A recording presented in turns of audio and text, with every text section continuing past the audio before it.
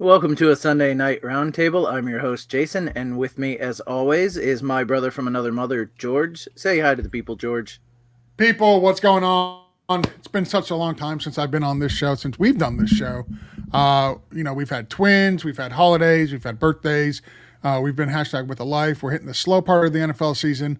But before I throw it back to Jason, I was doing some research for the show, and I came across this quote that was about Aaron Rodgers, and I had to share it. It is a phenomenal quote. Quentin Williams was being interviewed, and he found out Aaron Rodgers is going into his 20th year in the NFL, which is a long time, right? And his response was, "Ain't our running back 20 years old? So Aaron Rodgers has been in the NFL longer than he's been alive? That's crazy." And I had to share the quote because I thought it was a great quote from Quentin Williams.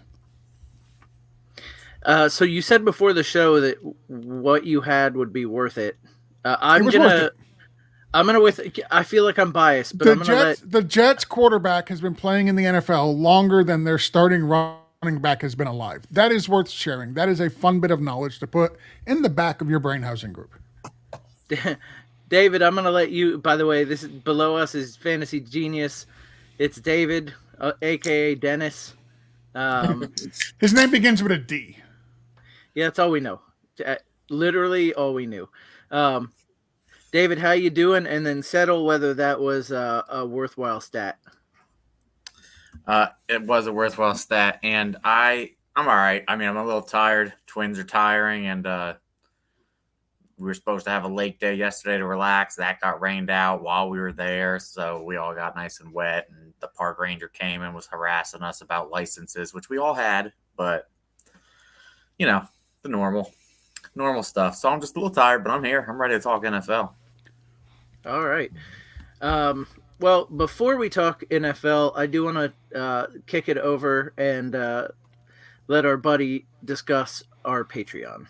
Are you ready to take over your fantasy leagues and become a champion? Get the edge you need and join the Toilets to Titles Patreon today to get exclusive access to our T2T staff, weekly waiver wire shows, and Patreon exclusive leagues like our signature Frankenstank League. Members enjoy other amazing benefits such as monthly giveaways featuring autographed jerseys, collectibles, Yeti coolers, and more. Sign up now for as little as $9.99 per month and dominate your fantasy leagues like never before. Visit patreon.com/toilets to titles and let us help take your teams to the championship this season.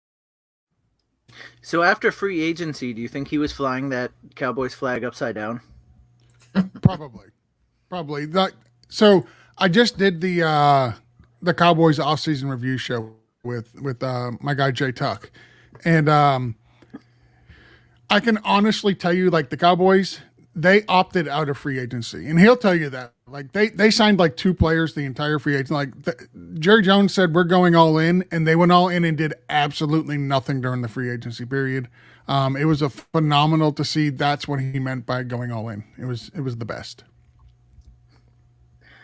All right, so on tonight's show, we are going to be doing the AFC over-under wins. We're going to give what we think is going to happen in the AFC this year. I can't wait to get George pinned down on the perfect season for the Dolphins, their second perfect season. But before we get to that... 17-0, baby. A little foreshadowing, 17-0. Before we get to that, we are going to talk about the news from this week. There was actually news this week, which is pretty nice because there hasn't been. Biggest news, of course, a couple wide receivers got paid. Nico Collins signed a 3-year, $72 million contract, including a $17 million signing bonus and $52 million in guaranteed money.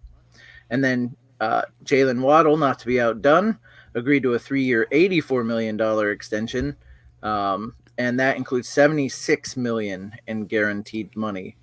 A couple of big boys got some big old paychecks. Now, one thing to mention about Waddle, and George, you can tell me if I'm right or wrong, but the way I was reading this, the Waddle contract is an extension that doesn't actually take effect for a couple of years. So that big money that's coming won't hit the caps until feasibly Tyreek Hill's contract dies off. Now, previously, Tyreek Hill had talked about he wanted to retire after this contract and go to have life after the NFL. but I've seen some rumblings here lately that he's edging for an extension as well. So I'll start with George because this has got the Dolphins involved. George, how you feeling about that Waddle contract? I absolutely love the way they structured Jalen Waddle's contract. You are absolutely correct. The money doesn't actually take place until 2 years from now. So 2026 is when he sees the very first penny of this contract for. Let me see, where was it? Okay, it's the first time he'll see a penny from this contract is in 2026. So he averages the whole 3 years of his contract. He's going to average about $28 million for the length of the 3-year extension that he just got. It's going to be about $21 million is the extension, or if you average it out from what he's getting paid on the 4th year of his rookie deal, his 5th year options that Miami already exercised, and then the new 3-year deal that they gave him. So while it sounds like, they gave him a ton of money, he's in top 5 highest paid NFL wide receivers behind Tyreek Hill, Amon-Ra St. Brown, and A.J. Brown. It's a genius contract for the Dolphins because as the salary cap continues to expand, as they do all these new licensing agreements, as they sign on to all these new streaming platforms, as they do more international games, and all that revenue continues just to flow in, that cap is going to continue to go up. And Miami is going to be getting away with paying Jalen Waddle. I tried to pull up his numbers, but the computer's not here. But they're going to get away with paying him, on an average $28 million to be the wide receiver 1 for their team 2 years from now. And you're going to be looking at guys like Justin Jefferson, all these other guys coming up that are going to push his number down significantly. Jamar Chase, Justin Jefferson are due for contracts. What's his name in Dallas? CeeDee Lamb is due for a contract extension. So he's going to fall off that top 5 list. But in the big scope things, it's going to be phenomenal for the Dolphins. And as far as Tyreek Hill goes, I honestly don't see the Dolphins keeping him around in the final year of his contract. After this year, the Dolphins owe him no money as far as guarantees. He's got no guaranteed money on his contract after this year. There's some structurings that they've done to a lot of the players on the team, but they did not touch his contract. And if they would have done this year, they could have saved like an extra $12 million. But in his final year, he is owed $45 million. I'm telling you right now, in 2026, the Dolphins are not paying Tyreek Hill $45 million to be on their team, especially if they can cut him and save $30 million. So actually, it'll be $33 million that they'll be able to save. So they won't be paying Tyreek Hill in 2026, the first year this contract kicks in. As a Dolphins fan, I am obviously very excited about it. All right, so we talked about Tyreek and Waddle. David, why don't you give me your thoughts on the Nico Collins payday? A guy who broke out last year, and for sure you want to keep Stroud with all his weapons. What do you think about the payday for Nico? I think it's a little too soon. Nico's been one of the guys who, people have said is going to break out, and now he did break out, but I always get real nervous with these guys who do it 1 year and get paid. You see it all the time. More often with edge rushers where they'll have one great year and they'll never reach that again, but they get a huge contract off of it. But it always worries me just a little bit. I like Nico Collins. I hope he has another good year, but that's a big contract. He's got to step up, I suppose. They get it structured. They can save a crap ton of money if they get rid of him in 2027. If he doesn't live up to this contract, he's due to make $21.8 million, but if they cut him, it's only 4.25 against the cap. So, I mean, if he doesn't live up to this contract, they can get rid of him in 2027 and save a boatload of money. And when you got a rookie quarterback, it's not bad.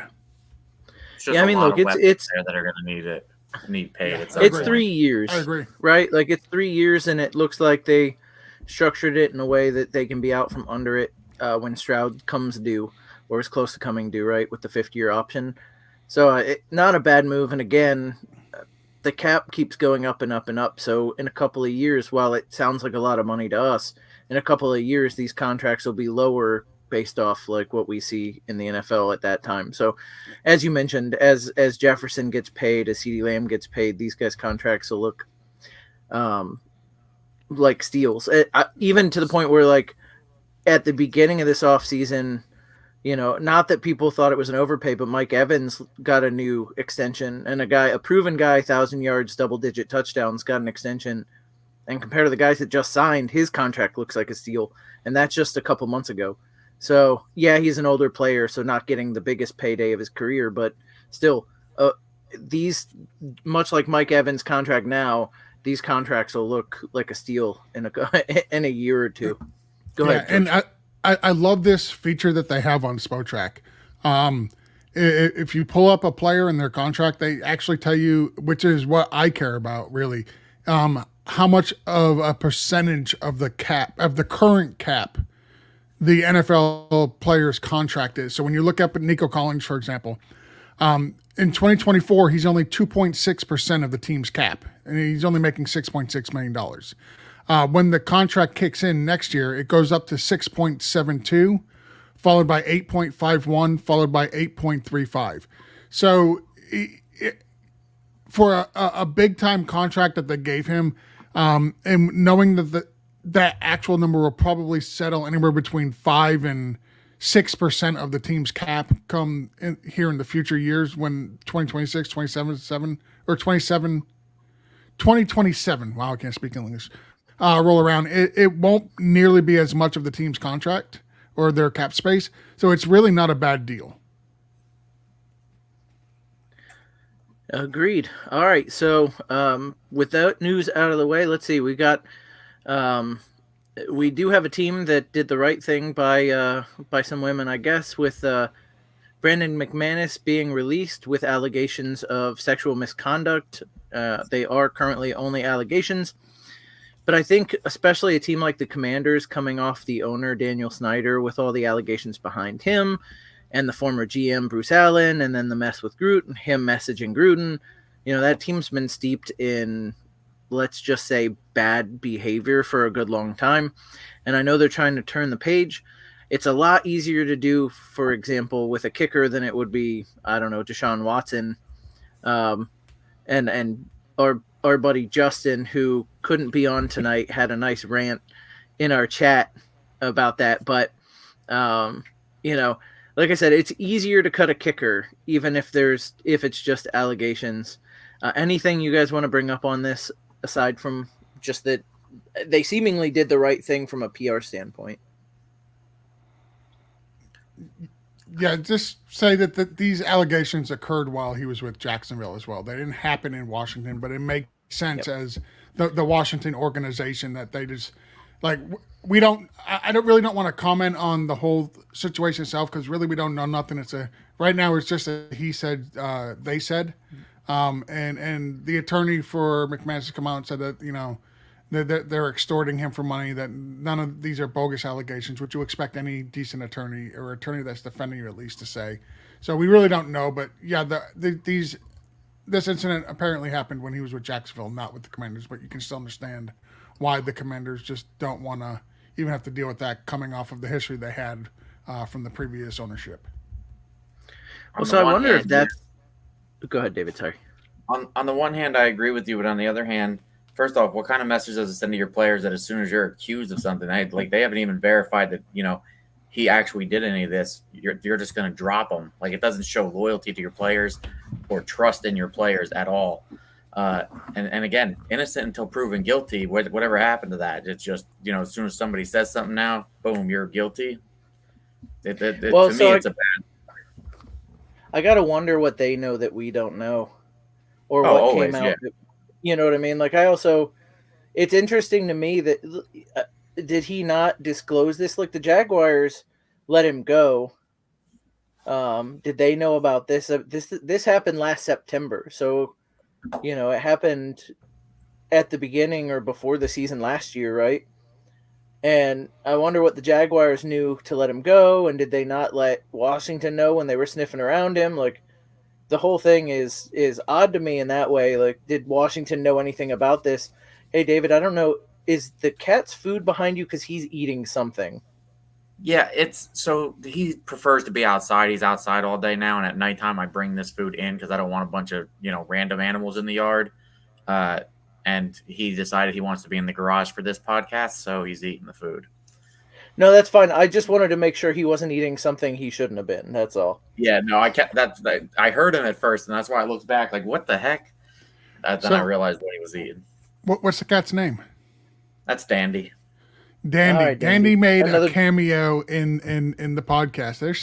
There's Dandy. Hi, Dandy. Oh, he's made a few. There's been times where he's on my lap, and I look like one of those the evil guy from the Dr. Evil. Yeah. All right. Well, I think we talked about the misconduct there enough. Also want to mention that another wide receiver got paid. Juwan Jennings agreed to a 2-year deal worth a maximum value of $15.4 million. Jennings was a restricted free agent. Had 5 catches, 42 yards, 1 receiving touchdown, 1 passing touchdown in the Super Bowl. He's one of the better blocking receivers in the league. There was an interesting stat, a tweet, and I wish I remembered who it was from so I could give them proper credit. But modern day NFL, Derrick Henry has less contract than Juwan Jennings. Yeah, I've seen that. And I don't remember the numbers for Derrick Henry, but it was worse than Jennings. I think Derrick Henry's making just under $16 million for 2 years. Yeah, so if not less, it's about the same.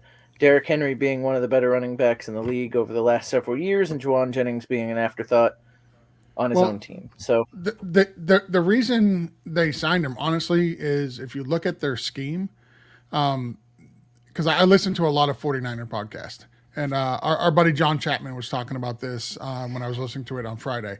One of the reason that they wanted to keep him, like their scheme, their wide receivers are very involved in the offense, even when they don't have the ball, as far as blocking and whatnot. And he's one of the best blocking wide receivers in the NFL, which I did put in the notes. But what's interesting about this signing also is he didn't even sign his restricted free agent tender. They gave him a restricted free agent offer, and he never even signed it.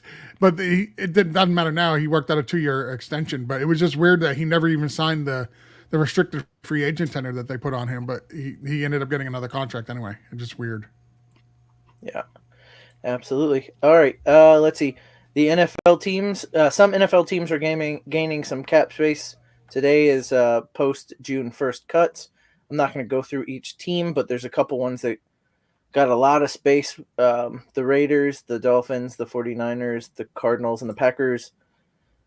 And the Bills all got over $10 million back in cap. So some second wave free agency spending could be happening here shortly. Let's see. And there will be 3 different editions of Hard Knocks this year. The Giants are going to be the off-season edition, which is free agency and draft. The Chicago Bears will be the regular training camp version, the version we're all used to seeing. And then there'll be an in-season version, which for the first time will follow all 4 teams in a division. I wonder what division they're going to pick, but they haven't said yet. So I'm looking forward to that in-season follow a division.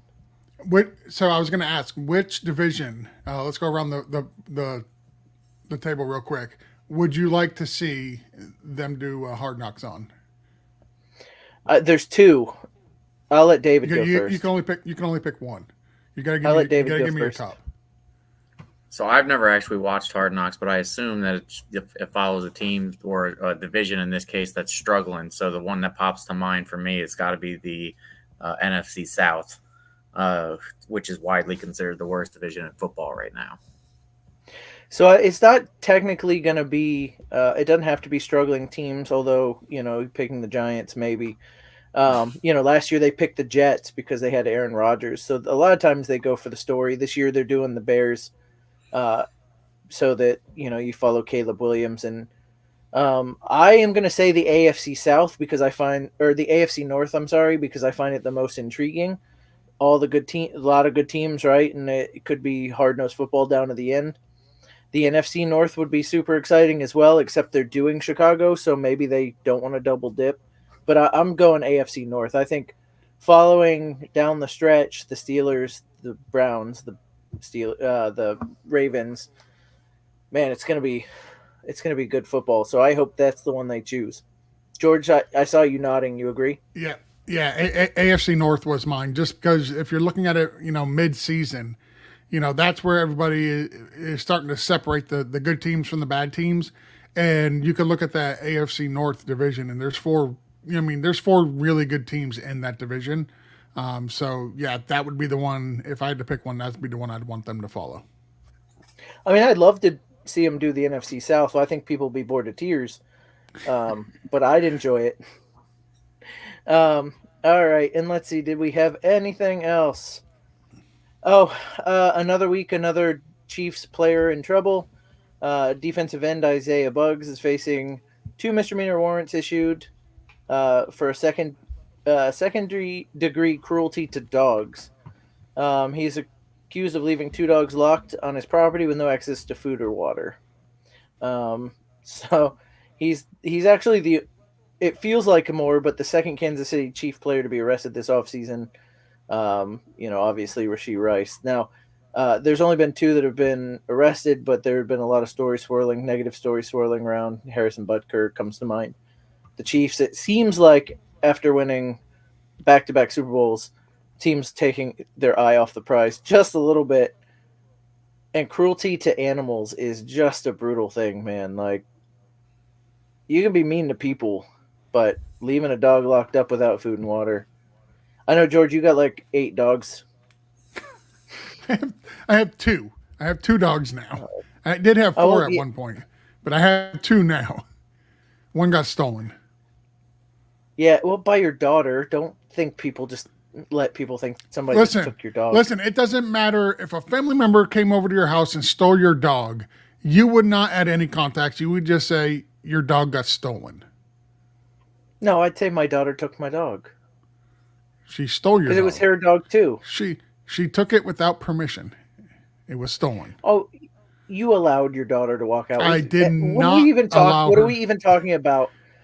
David? I have 2 dogs as well, but I'm telling you right now, nobody's taking my dogs out. My daughter, my mom, my dad, Santa Claus, Jesus Christ, they're staying right here. Those are my dogs. That's how I feel. I was outvoted. Well, it's obviously not how you feel. You let your daughter walk out. No, it's how I feel. Just because I feel a certain way doesn't mean it's going to go a certain way. Those are 2. Don't conflate the 2. I could feel a certain way. Doesn't mean it's going to go a certain way. I'd also like to note that as far as he is saying, it's his property, but he wasn't staying there. It's not where he lives. Somebody else was staying there, and they were his dog or that person's dogs, not his. Is the story his attorney is spouting out right now? Well, I would also say that too. I would. Money and yeah, absolutely. Of course, I wouldn't be in that situation. So that's a very good point. All right, so that is it for the news. We're going to get into the AFC over/under, but before we do that, we're going to get back to a Cowboys fan talking to you about our Gilded Chat. So take it away. Looking for a place to connect with fellow fantasy football fanatics?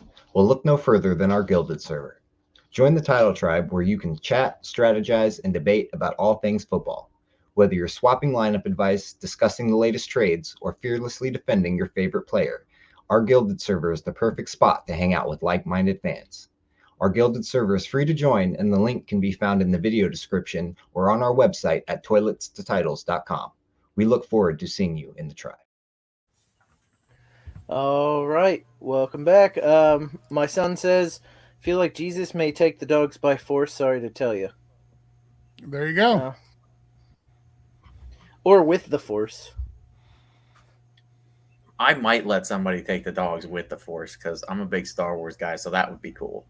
Nerds. Sorry. Let's levitate your dog out. All right.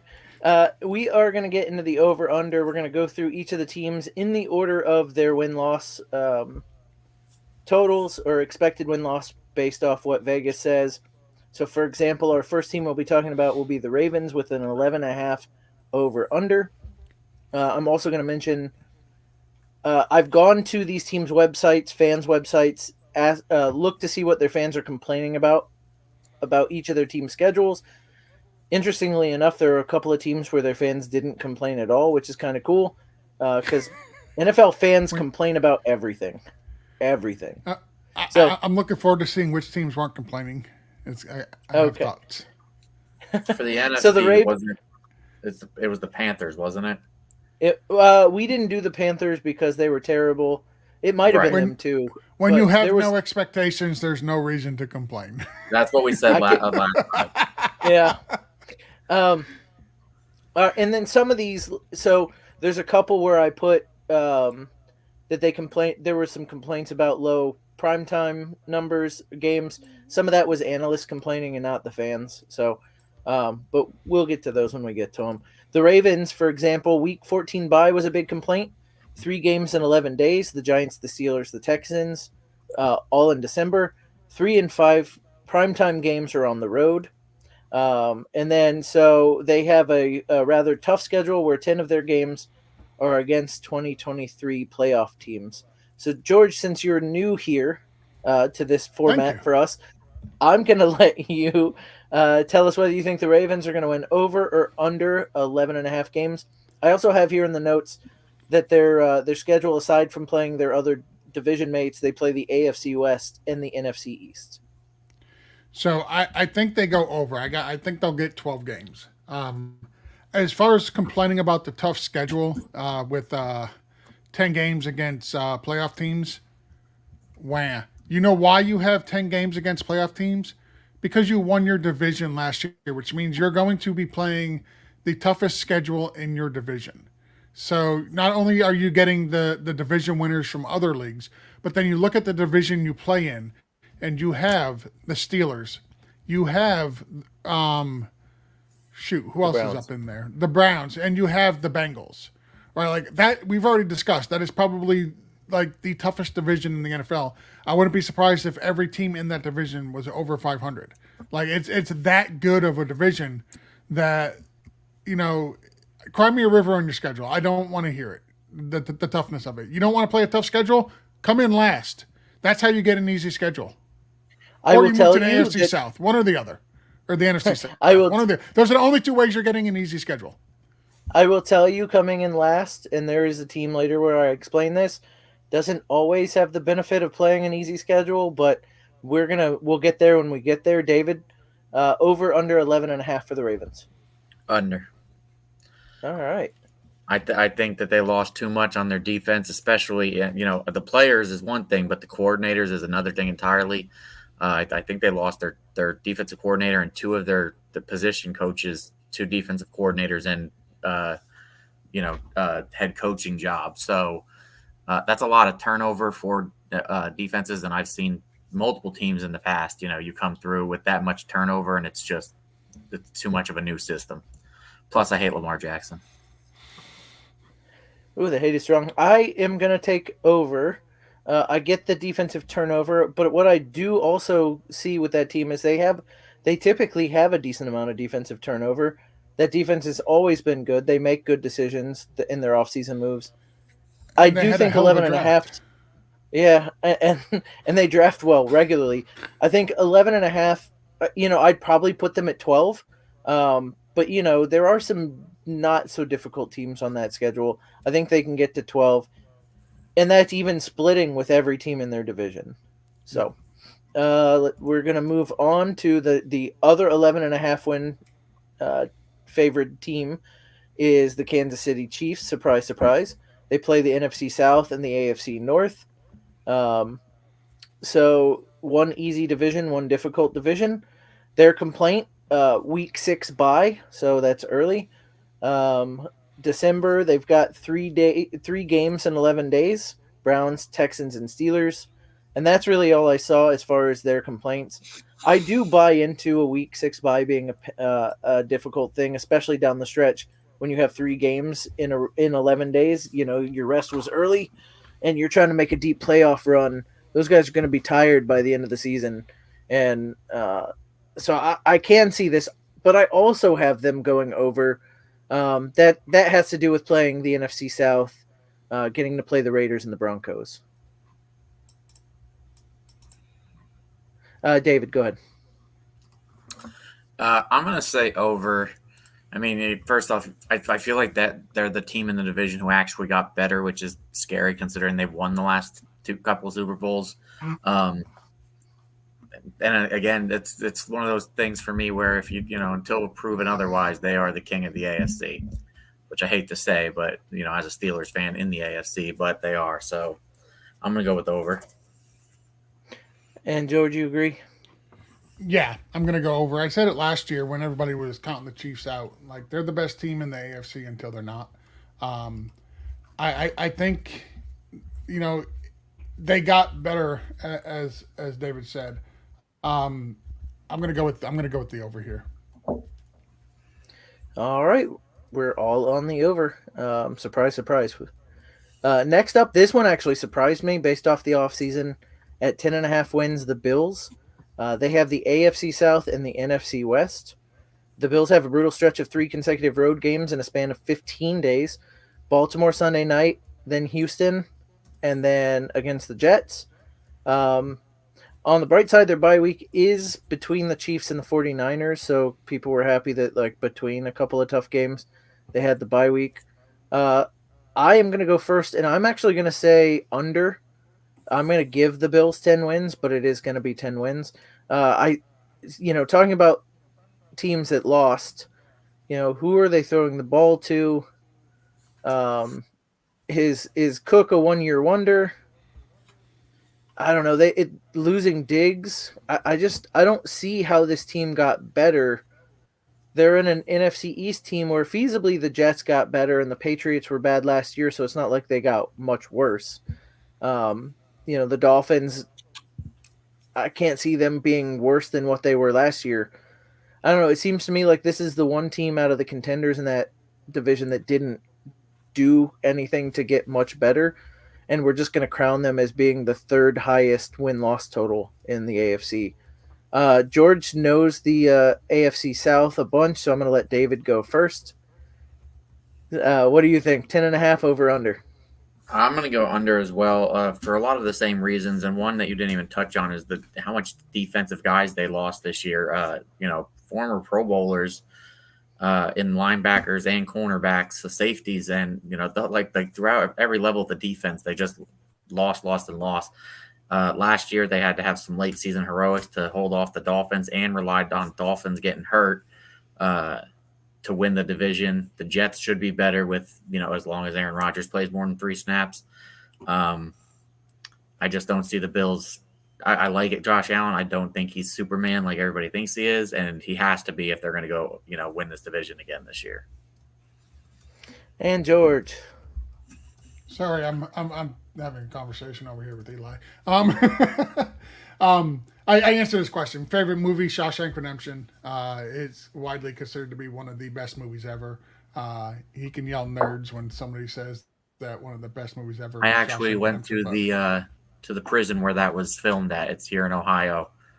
We had a music and tattoo festival up there, and they gave us tours of the place. It was pretty cool. Yeah, that's awesome. It didn't even win It didn't even win Best Picture the year it was released. Stop it with that nonsense. You know what they say? Things get better with time. I don't know. All these years later, I don't think it beats Forrest Gump. It does. It absolutely does. Anyway, we'll keep going. Keep going. Yep. The Bills. Listen, again, I don't want to hear you complain that your team has 3 road games. You didn't have any complaining last year when Miami had 3 consecutive road games where we had to go to, we went to LA, then we went to San Francisco, and then on a short week, we went to Buffalo. They weren't complaining then, so I don't want to hear you complain that you've got, a primetime Sunday night game. Oh my God, no, not on the road. And then you've got a game, a regular kickoff game down in Houston. Okay, that's a little bit of traveling, but the travel from Baltimore to Buffalo is not that bad. And then you can come home, and then oh my God, you have to travel all the way to New Jersey from Buffalo. Oh my God, for another road game on Monday night where you get an extra day of rest. Oh my God, sound the alarm. You're just getting screwed here. So no, I don't want to the Buffalo Bills complaining about their schedule. The schedule is the schedule. That is just an excuse people tend to make. As far as Now, their win totals, I do want to remind you, this isn't the team complaining. This is the fans. And I'm talking to the fans. You think the team is watching us? No, but their fans are. And I'm talking directly to the fans. They should, but they're probably not. But they should. So, no, I'm talking directly to the Buffalo Bills fans. By the way, you can't be a mafia. In a mafia, at least they have a ring to kiss. The leader does. He's got a ring to kiss. Buffalo, you can't be the mafia. You guys have no ring to kiss.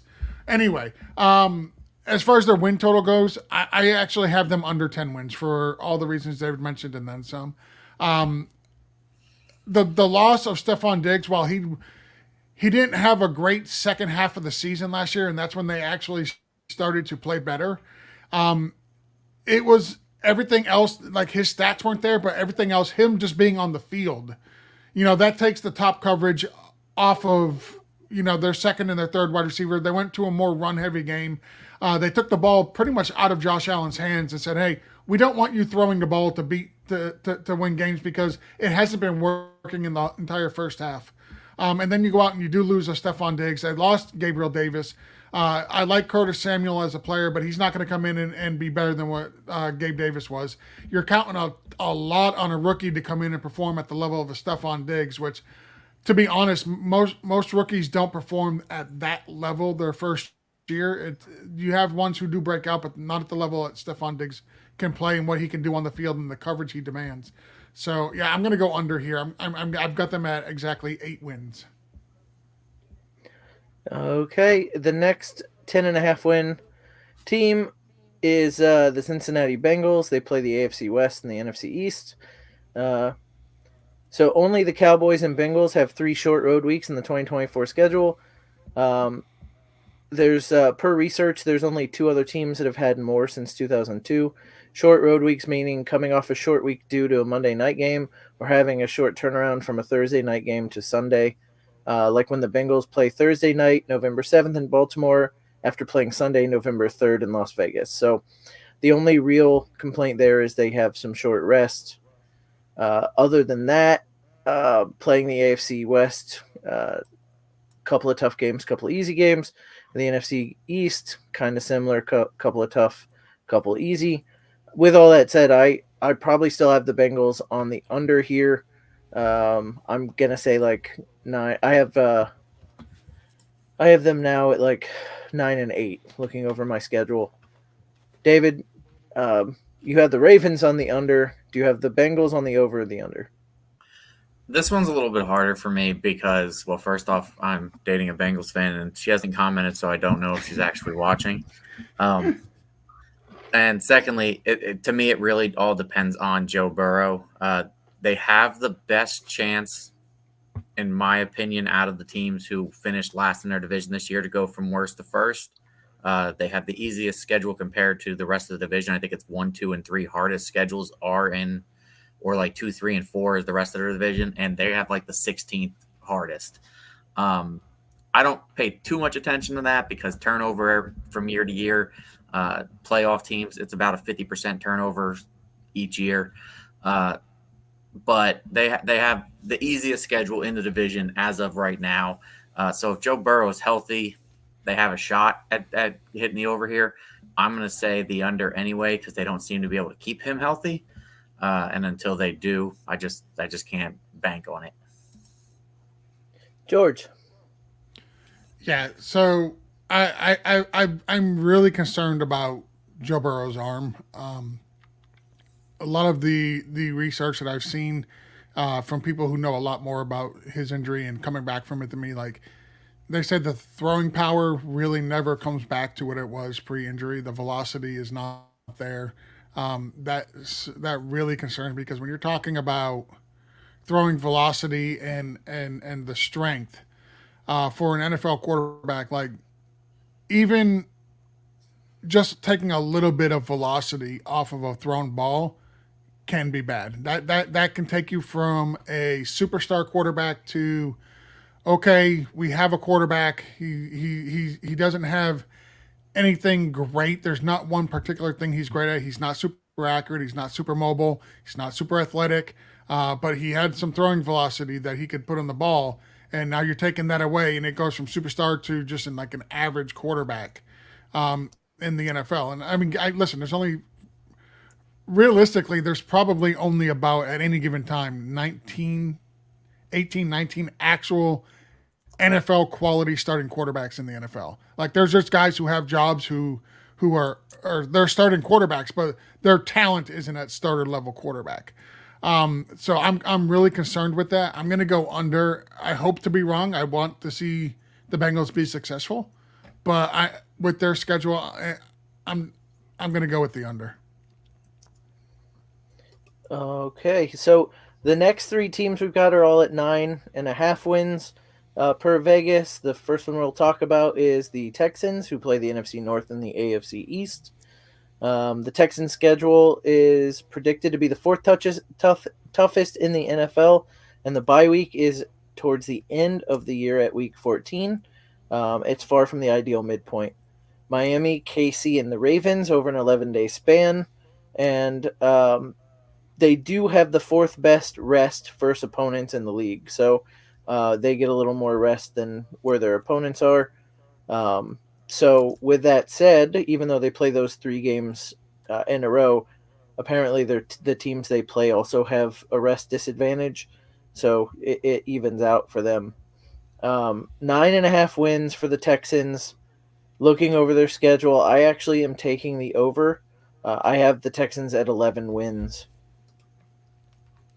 I'm going to go with David on this one. What say you? This one's hard for me because the Texans way overexceeded last year, and then they went out and they picked up so much talent now. It feels like you have to say the over. And every time that I've ever had one where it just feels obvious to me, that feels fishy to me. I do the same thing like in a baseball game where it's the Dodgers versus, whoever, a garbage team. And I'm like, I want to take the Dodgers, but do I? Because it feels too obvious. I'm just going to go with the over. So here I'm going to go with the over. Well, it is, like you mentioned, they did bring in some talent. George, what do you got over under? I'm going to go over on this one. Yeah, they've got a tough schedule. Again, you win your division, you get a tough schedule. You lose your division, typically your schedule is a little bit easier. There are exceptions to the rules. Please see the Cincinnati Bengals, but we know the reason why that they were last in their division is because they had no quarterback. Like Browning is just a guy. He's not Joe Burrow. So Joe Burrow plays, that solves a lot of your problems potentially. I'm going to go with the over. I like all the talent, the influx of talent that they've been able to bring in. I like what they did with their draft. I'm going to go with the over on them. Yeah, I mean, look, Diggs, as long as he's not a distraction, re-signing Nico, getting Tank Dell back, obviously Joe Mixon. If you can get anything out of Dameon Pierce again, like that offense is ready to roll. I do like what David said. Where could it go wrong? Like they did far out kick their coverage last year, right? Like they were dramatically, when the Cardinals made the trade with them, they were expecting to get another super high pick, right? And it didn't work out in their favor that way. But going into the season, we were all like, "Oh, the Cardinals are going to end up with another top 5 pick out of this." I am, again, I already mentioned it. I'm going to take the over because it's so much improvement, but where could it go wrong? Tank Dell could not get healthy. Diggs could be a distraction. Nico Collins could go back to being Nico Collins. And, the defense could come back down to earth a little bit.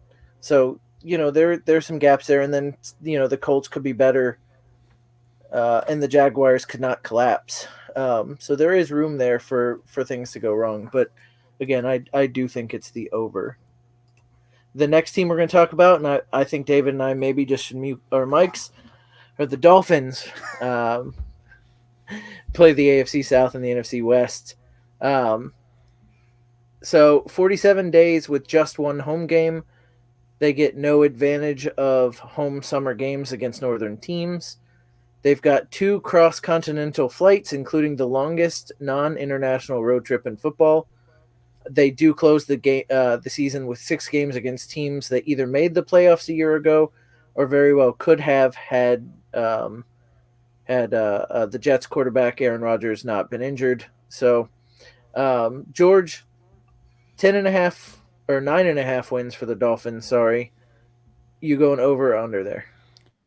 You know I'm going over. I've got them for 11 wins. So it's not anything ridiculous. I'm not throwing my homer cap on. I've got them for 11 wins. They're double digit wins each of the last 4 seasons. I think only 2 teams in the AFC have more wins than the Miami Dolphins the last 4 years. That being Buffalo and Kansas City. So I'm going to go with the over here. The 47 days with one home game, that's news to me. I didn't even realize that about their schedule. As far as the travel goes, who cares? That's just an excuse. Like, we play in Miami. Our division rivals are in New England, New Jersey, and Buffalo. Like, we travel further every single year than any other team to get to their division rivals. So it does not matter. The trip to Seattle, it is what it is. You're literally going from the northeast corner of the the most southwest corner of the U.S. to the most northwest corner of the United States. I'll get my directions right. You're going from down here to up here. Okay.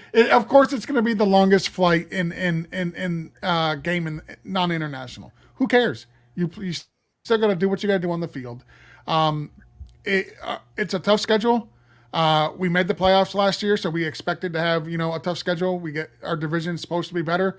Who knows? They got the Green Bay Hall of Fame quarterback in New York. Will he play? Who knows? Will it make a difference? Who cares? Play your schedule, but I got them at 11 wins. David, I'm going to go with the over too. I don't think that they win the division, but I do think they hit the over.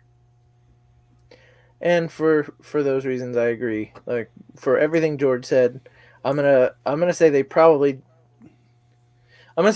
don't win the division if Aaron Rodgers is healthy, but they do go over. Just remind you, we haven't seen a decent Aaron Rodgers since 2020. Just throwing that out there. Just saying it's well, true. and speaking of Aaron Rodgers, the Jets take on the AFC South and the NFC West. They also are at 9.5 wins according to Vegas. They have 7 standalone games in their first 11. They're on primetime a lot. They have a pair of 4-day turnarounds in the first 9 weeks. This year, the difficult games happen down the stretch. In the final 6 games, the Jets face 4 playoff teams from 2023 and 2 others that nearly qualified, which is Seattle and the Jaguars. So they've got – obviously, I just said I'm picking them to win the division, assuming Aaron Rodgers is healthy. So I am taking the over here, and I'll kick it over to David before George can bury the Jets. Because that's coming. Yeah, I also think that I think if Aaron Rodgers is healthy and is anything where he was before, I think the rest of this roster is super talented and really was just a quarterback away for the last couple of years now. So I think that they get over the hump again if Aaron Rodgers is healthy, and they'll take the division. All right, George, plan the funeral. Yeah, easy. Jets haven't had they've had one winning season in 10 years. The last year, even it didn't matter who was at quarterback. Their offensive line was so bad. It didn't matter who was back there. They had absolutely no time to protect their quarterback. And now you're bringing in a 40-year-old, soon to be 41-year-old Aaron Rodgers coming off an Achilles, which still on paper is a better offensive line, but that's only on paper because you don't play the games on paper. You play them on the field. And all their big free agents that they signed and they brought in, are injury guys. Mike Williams, injury history. The left tackle that they got from Dallas, Tyrone Smith, injury problems. He's only played 40 games in the last 8 seasons or something ridiculous like that. He's been so injury prone, it's been ridiculous. The Jets are going to jet. I hate to break everybody's bubble. We did the same thing last year. Oh, they got Aaron Rodgers. They're going to win the division. They were horrible, and it wasn't just the quarterback. Their offensive line couldn't block for nothing. The Jets are not going to win 9 games. They're not winning double-digit games. They're not going to win the division. I think the division still goes through Buffalo, to be honest. Until they're uncrowned, I think that Buffalo is the best team in that division. Dolphins got to get over the hump, obviously. But Yeah, the Jets are third best in the AFC East. They're not going to be sniffing the division title. I see David smirking up there. Did you wanna go back at any of that, or are you just happy to hear him talk about the No, I'd Jets? love to throw that on the board though. Throw it, put it up Okay, there. I so think Beth, I think they're at least in contention for the division, No. if not outright winning it. On paper, it's a good team, but we don't play games on paper. You got to get them on the field, and that's half the problem with that team. They can't get on the field.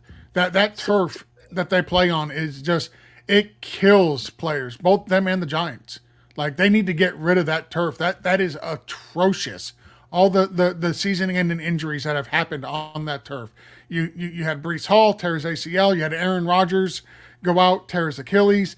Now you're bringing in injury-prone guys and hoping that they are going to be able to get you over the hump. No, I mean look at the coaching staff. The coaching staff is a horrible. Like the record that Robert Saleh has there, he's been there for 4 years. He hasn't won 20 games. Suddenly, in this year, he's going to turn around and win the division. No, that's not happening. Not happening at all. well, okay. So what is the actual bet? Is it on the over under? Is it on winning the division? I'll let you guys decide. I'll take both. They're not going. I'm going under, and they're not winning the division. I'll take the unders on both. All right, I'll take both. I'll take win and over. There you go. So, all right, Justin, if you're watching, you know what to mark down. Let's see, just under the Jets, 8.5 wins. We got actually a 4-pack of teams at 8.5. The Browns, the Colts, the Jags, and the Chargers. We're going to start with the Browns. There was no fan complaint from the Browns on their schedule. That's, we talk about low expectations, talk about a team over the decades who have no expectations, so that might be the cause here. The Browns play the AFC West and the NFC East. They have the third hardest strength of schedule. So over under 8.5 wins. David, I'm going to start with you. This is the hardest team in my division to nail down for me. I feel like they're the wild card. They have the biggest swing, in my opinion, of either being just complete Browns garbage or winning the division. 8.5. God, I'm gonna say just under. I'm gonna say 8. All right, George, 8.5. I'm going to go over the 8.5. Would not be surprised if this team actually wins the division. I like that team that much.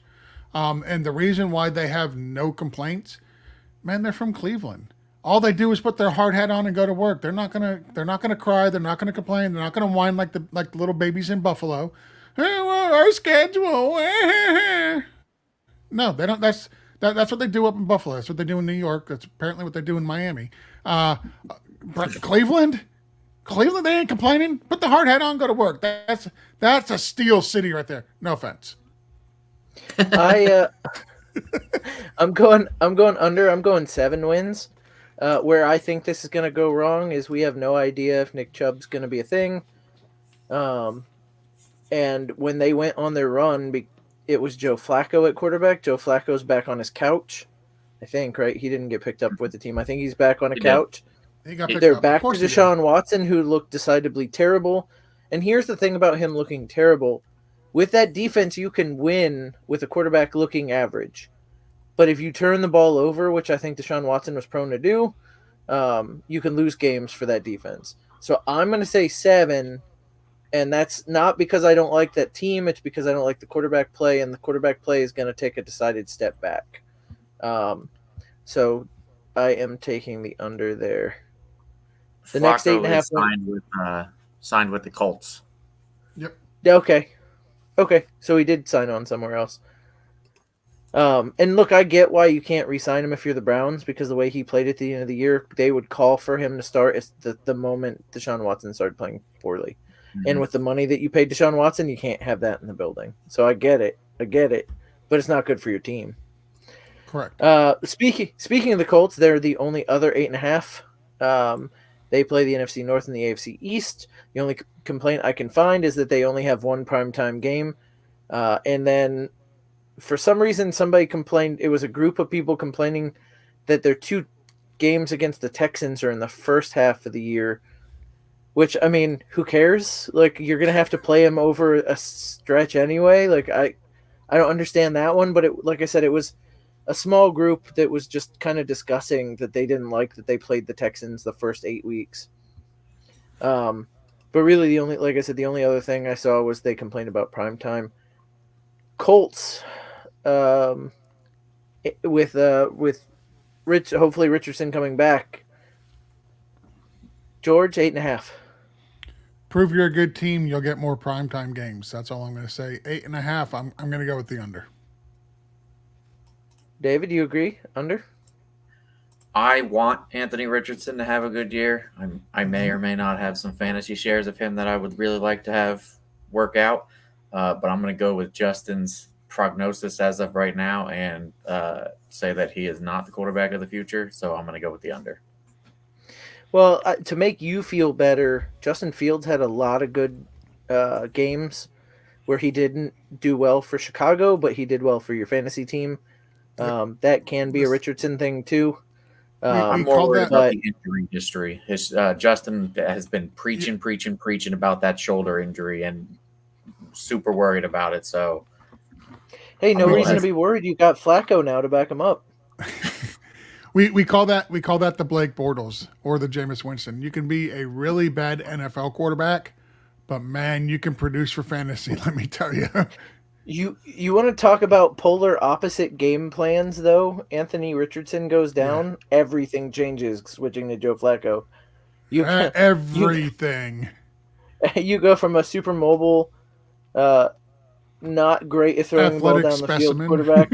Athletic specimen to a statue, an old man. Okay. But he'll sling the rock. That's one way to do it. Listen, his knee might not work, but that shoulder's perfect.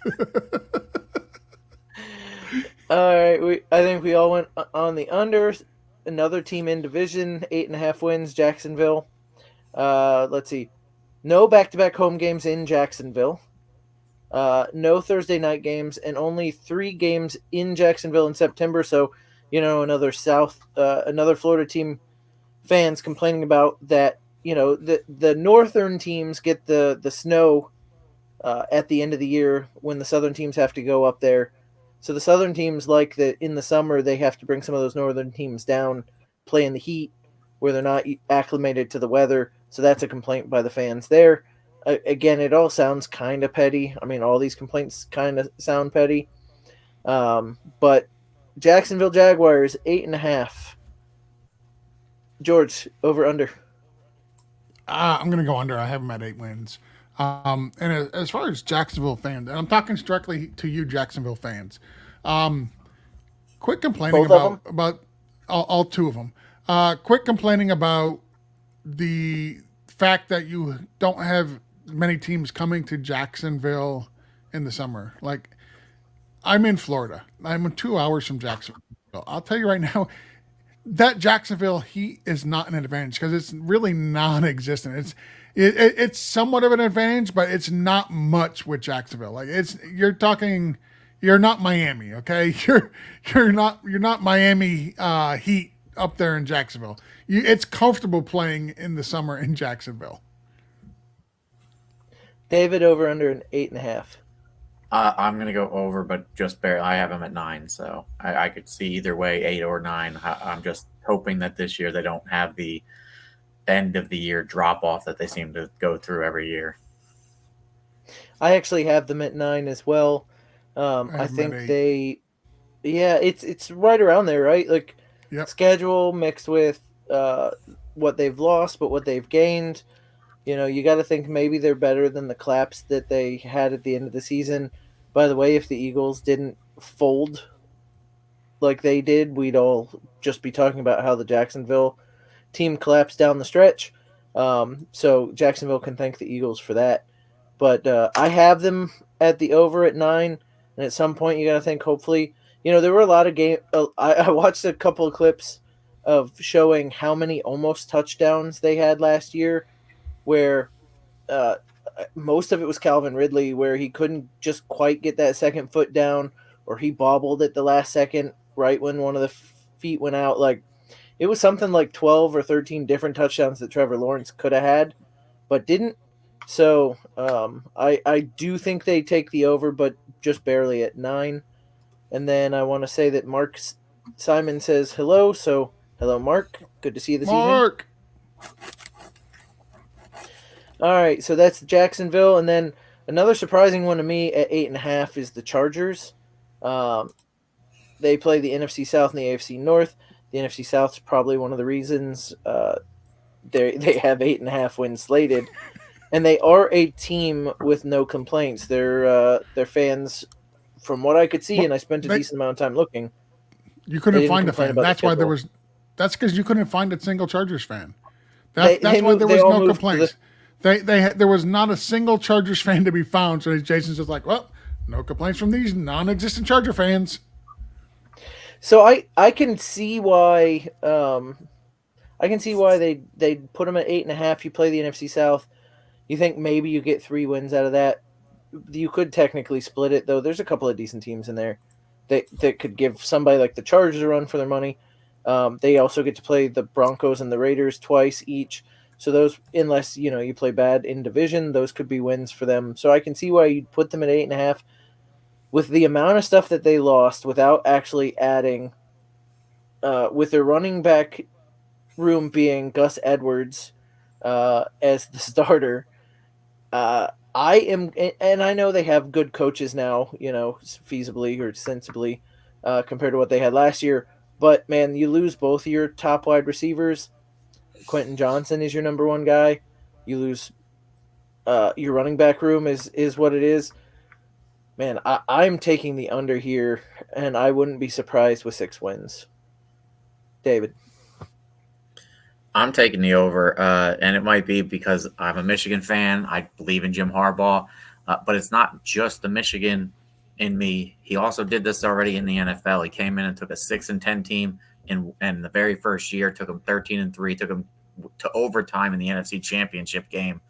I would not be surprised at all if this team is pushing Kansas City for the division. So I just see this team I just see him as too devoid of talent to make that big of a turnaround. George, do you agree? I don't. I mean, we can put that on the board. I'm down. I think this is an over. All right, I'll take under. You take over. George, you in? I'm in if I can get the under. Okay, you're on the under with me. Yeah, I'm with the under. I mean, listen, I get we've seen Jim Harbaugh come in and turn a team around in 1 year and take them, into the playoffs and deep into the playoffs at that. But this Chargers team has a ton of turnover. It's not, I mean, a lot of turnover. Like the team when he came in with the 49ers didn't have this much turnover. Granted, they have a key piece. They have their quarterback. That's that is going to solve a lot of your team's problems.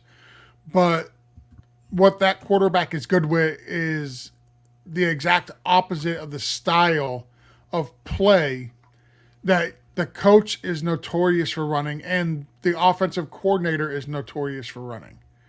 Right? Like Justin Herbert, we're used to him being out there slinging the ball 35, 40 times a game. And I don't know if we're going to see him throw it more than 27, 28 times a game. They want to run the ball. They brought in running backs for Greg Roman's system that he's very familiar with, that know the system, that don't have to learn the system. I struggle with this one. I'm not going to be surprised. I think it's going to take a lot. That team is also notorious for their injuries. Like their players on defense are constantly, and it's the NFL, a lot of players get injured, but some teams seem like they get injured a lot more often than others. And that team historically has had a lot more injuries than others, at least perception-wise, to key players, both on the offense historically and the defense. So I'm going to go with the under. I don't know, something about the Chargers. And it's not a knock on the quarterback, but I don't think the first year I don't see them coming out and winning, 9 games. So their pass catching options: Josh Palmer, Quentin Johnson, Ladd McConkey. And then behind that, DJ. Oh, I love him too, but I mean, rookie. You never know. Behind him, DJ Chark, Darius Davis, Brendan Rice. Nothing proven. Let me know when. Yeah, and then tight ends. Hayden Hurst is on the team. I like Hayden Hurst. Will Disley is their starter. Donald Parham.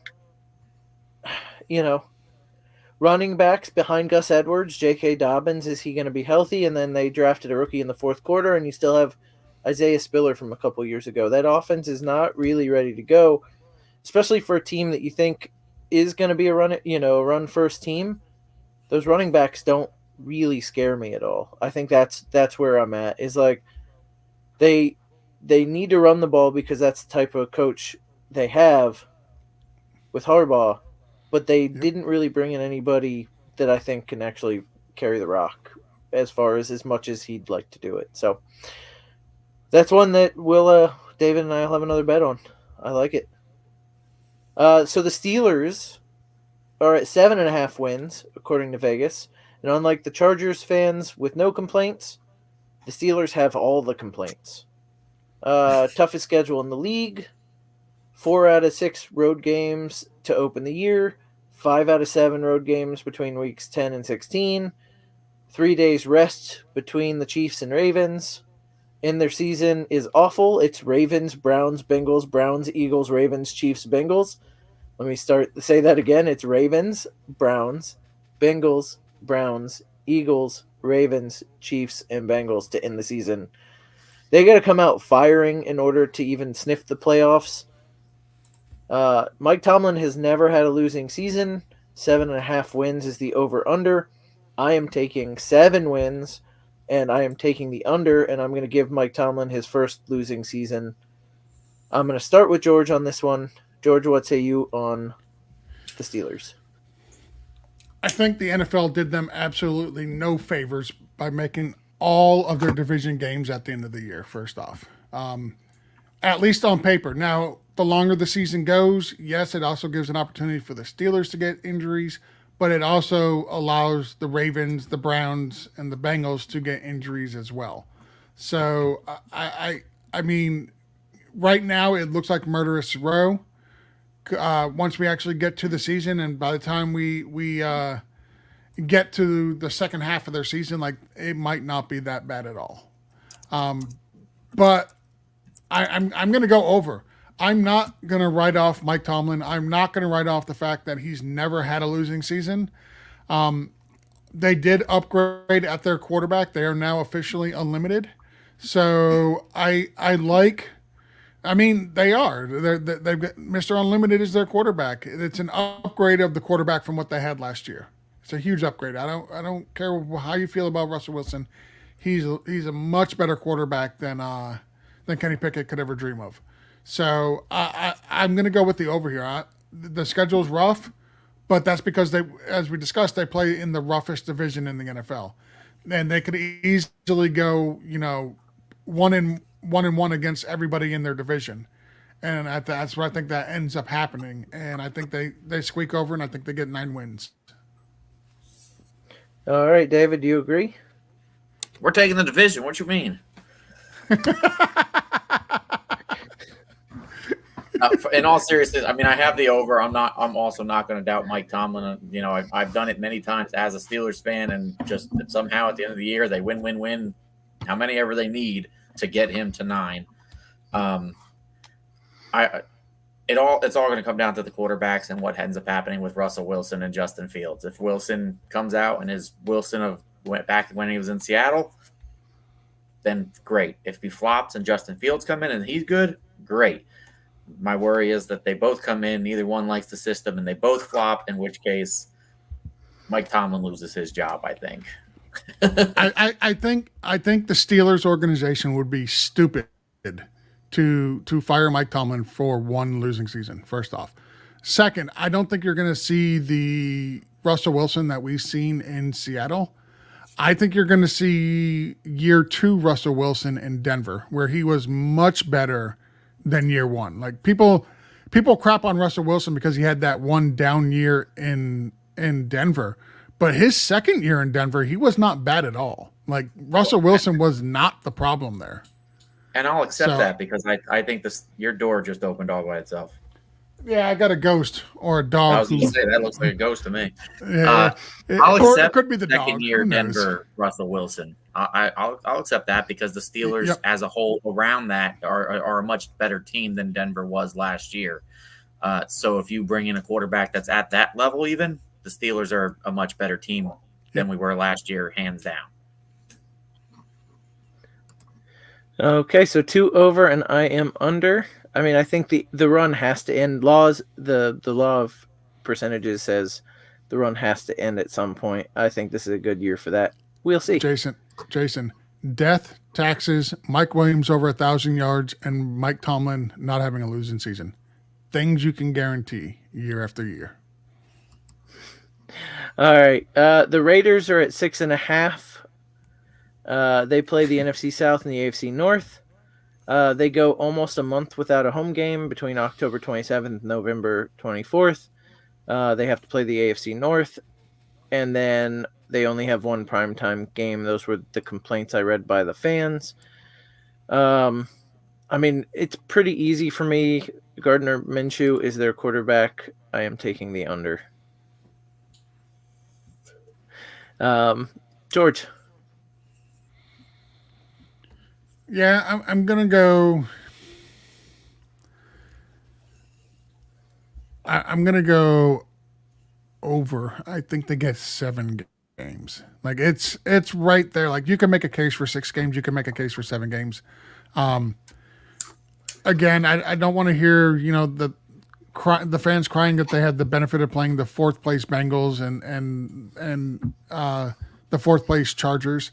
Like, to be honest, like the Bengals could have a winning record this season and still finish 4th in their division.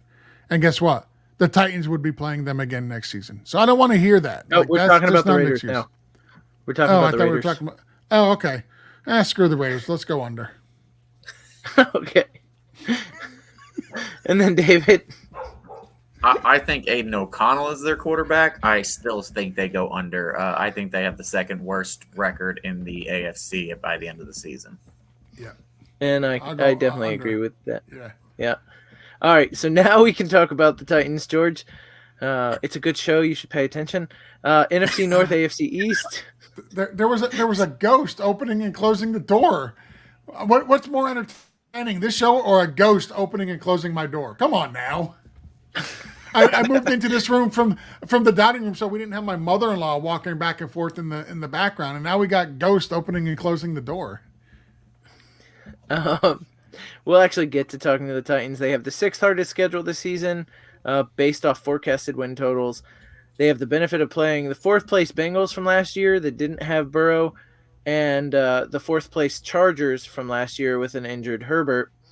They also get as mentioned, they play the NFC North, which had 2 playoff teams last year, and a Bears team that looks much improved this year.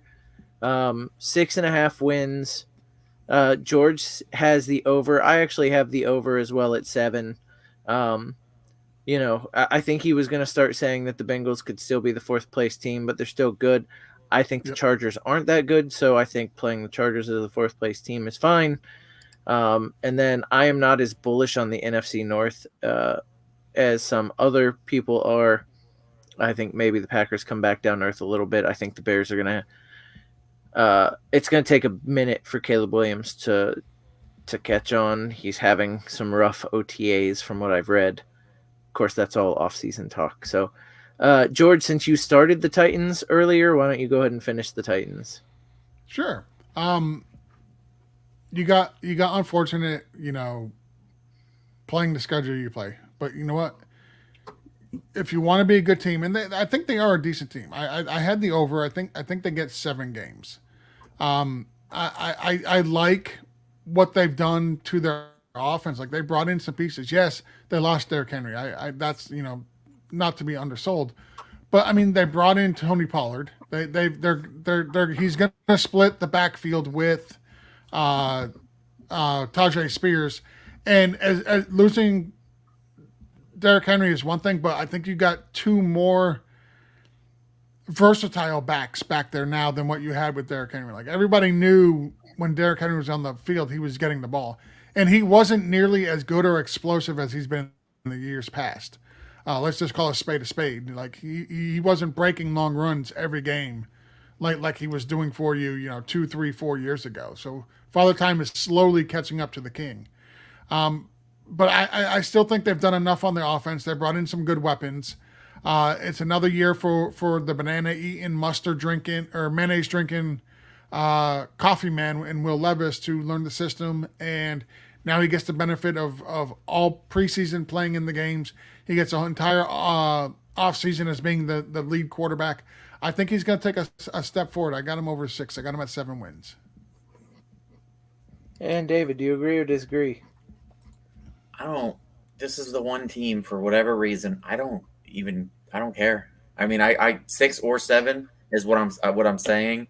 The only game I actually like for them that I want to see is against the Bengals because it's going to be their old OC coming over to play the Bengals, which I think because that's who their coach is, right? Their head coach. They got the Bengals offensive coordinator. Yeah. Yes. I thought so. So that'll be a nice little angle to see what goes on there. I do like what they did on offense. For me, the Titans, I have to see it before I can believe it. So, I mean, 6 or 7 sounds about right. That's right in that area. Okay, and we are getting to the end here. We got 2 more teams, and I was surprised that they both have the same win total, 5.5. Because I would have put one of these as the possible worst in the league, but that's fine. 5.5 for the Broncos, NFC South, AFC North. Team fans had no complaints. The only analyst complaint I could find is that they have the second lowest rest edge, which means they come off. Other teams are coming off their buys or against long breaks where they don't get that. So no real complaints on their schedule. At 5.5 wins, I actually have the over, but it's not by much. I have 6. And again, it comes with playing the NFC South. And then, getting to play the Raiders. I think they can sneak 6. And, as much as I don't like Sean Payton, I can see him not getting, 5 wins, 4 wins. I can see a 6 win for Sean Payton. David's making a pained face, and I don't know if that's because the cat dug into him or if it was what I was saying about Sean Payton. So I'm going to go ahead and go to David. Oh, it was the cat. Okay. It was the cat. Well, then good. I don't feel too bad then. Yeah, he tried a maneuver that involved claws. I'm going to go with the under here, but just under. I could see them getting 6. I think they get 5, maybe even 4. We'll see what what we got to see what Sean Payton's going to do with, assumably, Bo Nix. Yeah, let's see. George, give me the over-under while I look up to see who Denver's backup is. Denver's backup Denver's is Zach Wilson. I mean, they've got somebody else. Yeah, they have somebody else. Jared Stidham. That's what I thought it was. It's Jared Stidham. Yeah, I think the backup's actually Zach Wilson. 5.5. Listen, there's got to be a team that goes out and wins 3 games, right? And is looking at the number 1 pick next year. That's going to be our next team. We'll talk about that. No, it's not though. It's going to be the Broncos. They're going to go out. They're going to get 2 or 3 wins this year, and they're going to be in the market for a starting quarterback next year in the draft. They just drafted Knicks, man. They're not giving up after in the first round. I get what you're saying, but you can fix stupid. Look at the Arizona Cardinals. They spent the first on Matt Leinart. The next year, Jeff Rosen. Josh Rosen. Yeah, the next year, they're staring at Kyler Murray, and yeah, we'll take Kyler Murray first pick overall. They're going to go out and see Bo Nix, great kid. He's not it. He's not it. They're gonna Broncos country is gonna learn that real quick. He's not it, and they're gonna be screaming to get one of these upper echelon, quote unquote, generational quarterbacks that are coming out next year. And there's a couple really good ones, really really good ones. Well, and then that'll bring us to our last team again at 5.5, the New England Patriots. Um, Again, the only complaint here was second hardest schedule in the league. Only one primetime game. That wasn't so much a fan complaint than an analysis that I read talking about the primetime game. I think the fans understand what they are. So other than the fact that they took a first round quarterback, so they think that it'd be nice to see him in primetime. There wasn't a lot of complaints because that team knows what they are this year. So 5.5 for the Patriots. The Patriots are a bad team, so we don't have to spend a lot of time. George over under 5.5. I'm going to go under 5.5. I'm going to give them 5 wins. All right, and then David closes out here with over under. I'm going to go under, and I think they'll be lucky to get 5 wins. Yeah, I've got them slated right now for 4. I just like what they're getting on their defense is going to be their defense is going to be good enough to keep them in games. They're getting Christian Gonzalez back. They're getting Matt Judon back. Both of those guys were not there last year. They're getting some key pieces back from injury that were not there last year. And the coach is a defensive minded coach. I think the defense is going to be very surprising for a lot of people. I think they got some really, really good pieces on that defense. That's the reason why I'm going to go under, but I think 5 wins is their ceiling.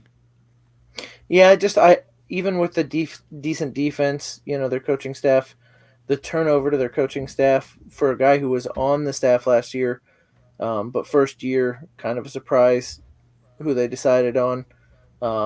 Even though it was a hand-picked guy from Bill Belichick to take over for him. I don't know. I don't like the coaching staff per se until we see it from him. And, that offense looks to be atrocious again. Wide receivers, not great. Running backs, not great. It just seems like it could be a stagnant offense. Keeping that defense on the field a lot. So, all right. I think the mobility of the quarterback is going to help that running game a lot, unfortunately. Well, so that does it for our over-under for the AFC. We did the NFC 2 weeks ago, so if you want to see what we thought about the NFC teams and you weren't here 2 weeks ago when we did it, you can go back to YouTube and check. It's Toilets Titles on YouTube.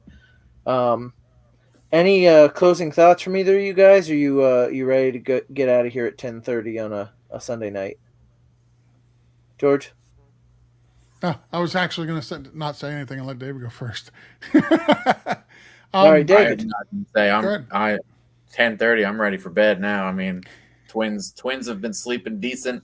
They went down right before we started, so they should be good till about 2. That's a couple hours of shut eye. Yeah, I'm going to go play Diablo for an hour, and then I'll get some shut eye. No, I was just going to say we're getting into the season. If you're in the Scott Fish Bowl, they should be announcing the rules within a week. We got 5 weeks of that draft, and I think we're 9 weeks away from the Hall of Fame game or something like that. We're getting close.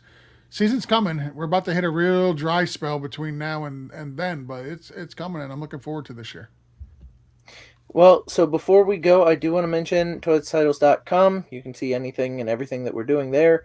Again, the Gilded chat that we run has a ton of football fans talking about football all the time. So you can jump into the Gilded chat by reaching out at toiletstitles@gmail.com. Justin or Coach will take care of you there. Remember to hit us up on our Patreon. And I want to mention, George referenced it a couple of times this show, but Justin and George are doing an off-season. They're getting every 32 teams. They're talking to somebody from the media from those teams, talking about the off-season, what their thoughts are on the upcoming season, and they're doing it for every 32 teams. So that's on this channel at Toilets Titles. On YouTube and toiletstitles.com. George, go ahead. Yeah, just a real quick show note for that. Monday, tomorrow, 7 p.m., we're going to be doing the interview with the Colts guy. I'm getting ready to text Justin right now, let him know I cannot make that show. He's going to have to do that one solo because it's my daughter's birthday and we're going out to dinner, so I won't be around for that one. Friday, we're doing the Tennessee Titans. And I'm working on getting the Cleveland Browns probably Wednesday or Thursday. So we got 3 of those shows coming up. They're pretty evergreen, so if we've already done your show, you can still go back and watch it. They're pretty evergreen. There's not anything that's time sensitive on those shows. Yeah, I mean, unless you fire a kicker for whatever reason, or something like that happens. But that's right. Like it covers the span of the off season. So the majority of what happened in the off season and the preview of what's coming up in the upcoming season really isn't going to change that much. So if we've already taken care of your team, you can go back. But it's a cool series that those guys are doing. And then, obviously we're going to be doing upcoming as the fantasy season gears up. George and I will be doing the mock draft Monday, the mock draft laboratory. So we'll be starting that as well, where we'll be doing live mock drafts with fans who are watching, and then we can rate your teams. And it's interactive. We do typically 2 or 3 mock drafts at a time in one night. So keep an eye out for when we start that. So for myself, for David, for George, want to thank you for watching the roundtable tonight. Want to thank you for catching us and all of Toilet's titles. Remember to catch us Tuesday night, Justin and Coach, on the flagship show. And we will see you in a couple weeks for another roundtable. Thank you very much.